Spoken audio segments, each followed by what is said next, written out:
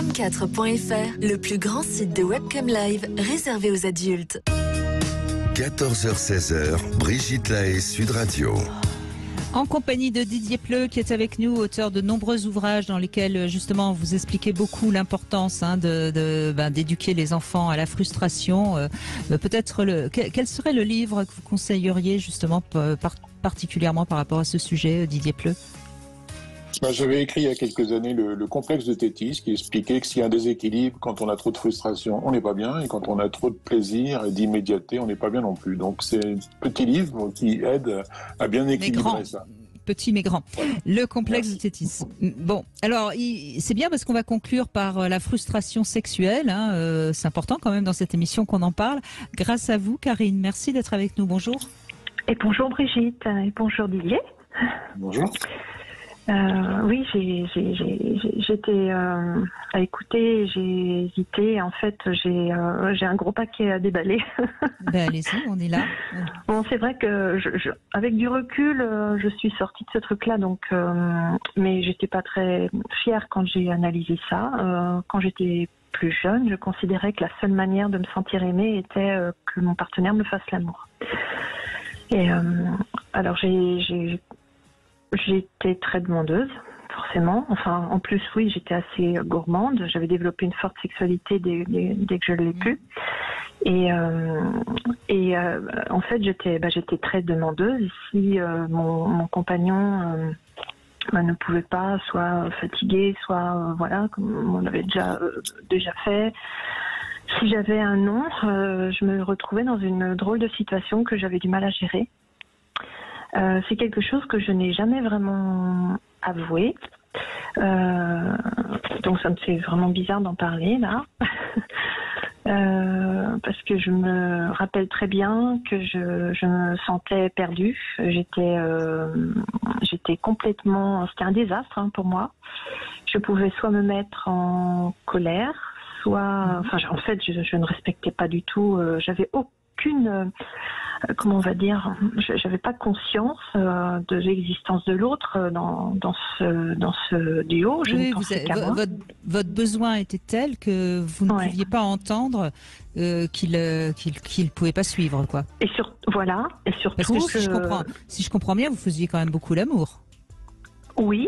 Du coup, comme dans mon cerveau, je considérais que c'était la seule façon d'être aimé, en tout cas une très grande partie de la démonstration affective qu'on pouvait me donner. Moi, je pensais que c'était ça. Bon, c'est ma construction qui m'avait amené à ça. Eh bien, c'était la seule façon que je pouvais recueillir, c'était par ce biais que je pouvais recueillir de l'amour. Et si on me le donnait pas, mais je me sentais une merde. Et ce qui est intéressant, c'est que vous avez dit vous ressentiez de la colère, hein. Et souvent la colère, elle s'appuie sur un sentiment d'injustice. Oui.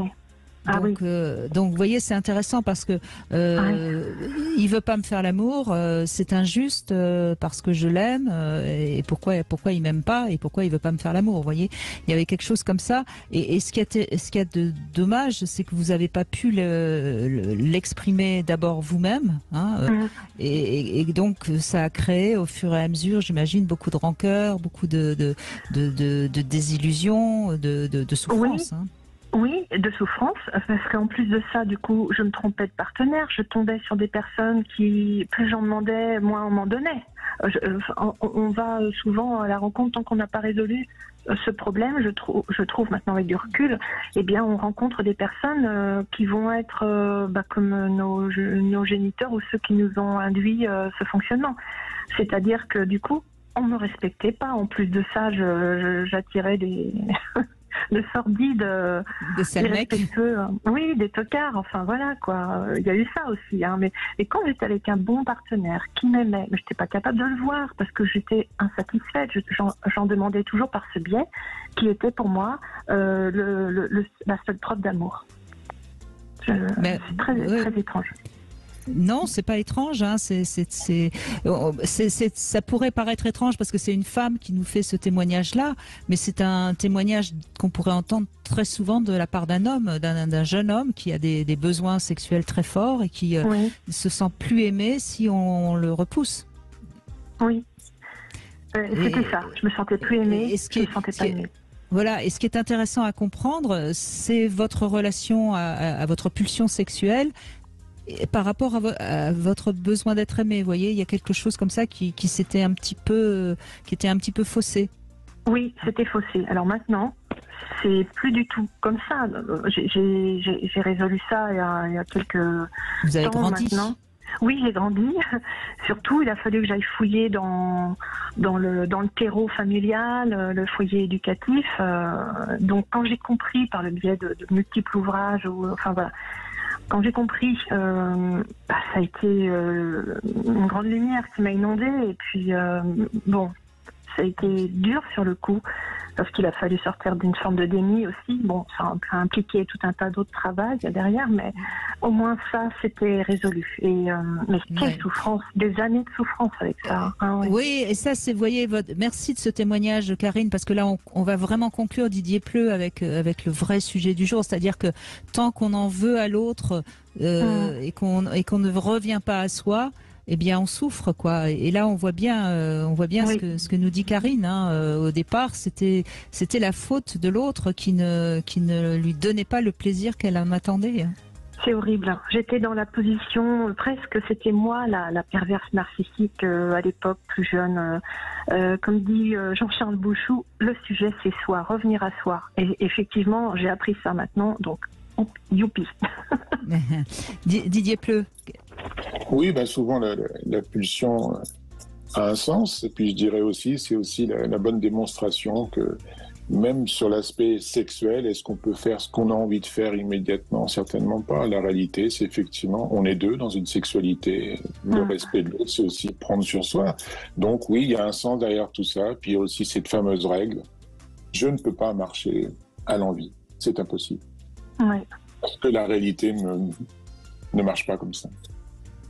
Mais apparemment, vous avez été très loin dans la compréhension de tout ça, et c'est bien, quoi. C'est formidable. Oui, parce que je ne raisonnais pas. En fait, je me souviens très bien que je ne raisonnais pas. Ça brûlait mon cerveau. Enfin, il n'y avait plus de cerveau, il n'y avait que le sexe qui comptait, parce que je pensais que le cœur était là, dans le sexe. C'est très étrange. Voilà. Oui. C'était les zones reptiliennes, comme on dit, qui étaient à l'œuvre, alors que maintenant, vous avez remis de la pensée. Oui, parce que c'était un grand vide. Voilà. Je me sentais très, très vide. D'amour. Oui, mais je pense que, et ça je le dis pas pour vous parce que je crois que vous l'avez compris, Karine, je le dis pour ceux qui nous écoutent, je pense que vous aviez confondu l'envie d'être désiré et l'envie d'être aimé. Oui, j'avais aucune notion de tout ça, je savais même pas ce que ça pouvait être d'être aimé, tellement j'avais peut-être... besoin d'être désiré, oui. Besoin d'être désiré et puis besoin d'exister à travers un corps d'homme, quoi. Et d'être possédé, d'être dans cette union. Oui. C'était la communion, l'union sexuelle était le seul moyen pour moi de comprendre qu'il pouvait y avoir là un sentiment amoureux. Quand j'y réfléchis encore, c'est pénible. Oui, mais c'est quand même quelque chose de fondamental. Cette union sexuelle, c'est quand même le seul moment où on ne fait plus qu'un. Et donc ça rejoint aussi sans doute une problématique à la fusion maternelle primitive qui a certainement eu quelque chose d'un petit peu compliqué pour vous. Déraillé. Oui, ça a déraillé à tout point de vue, plus un père qui a brillé par son absence. Alors c'est vrai qu'en tant que petite fille, j'avais été objetisée et puis aussi ignorée. Donc les deux aspects. Oui. Et donc quand il vous repoussait, ça reprovoquait cette angoisse primitive qui était en vous et que vous ne pouviez pas, tant que vous ne l'avez pas élaboré, que vous ne pouviez pas comprendre. Donc c'était certainement très très très douloureux, bien sûr. C'était cuisant. C'était cuisant, oui, et puis j'avais une grande blessure d'abandon. Enfin, on a tous toutes les blessures, je pense, mais oui, c'est vrai que... Plus ou moins. Mais bravo, parce qu'aujourd'hui, vous pouvez en parler avec beaucoup de lucidité, donc c'est chouette. Grâce à vous, parce que sinon, je ne l'aurais pas fait. Non, grâce à vous qui avez entendu ce qui s'est dit dans ces émissions au fil du temps. Encore une fois, je crois que c'est vraiment important de toujours rappeler que les choses sont dites, on les entend, ou on les entend pas. Et on est toujours sujet de sa propre histoire, et si on ne les entend pas, c'est qu'on n'a pas envie de les entendre. Donc c'est pas grâce à moi, c'est grâce à vous. Ben, c'est sur ce joli témoignage encore que nous allons conclure, Didier Pleu. C'était passionnant, hein?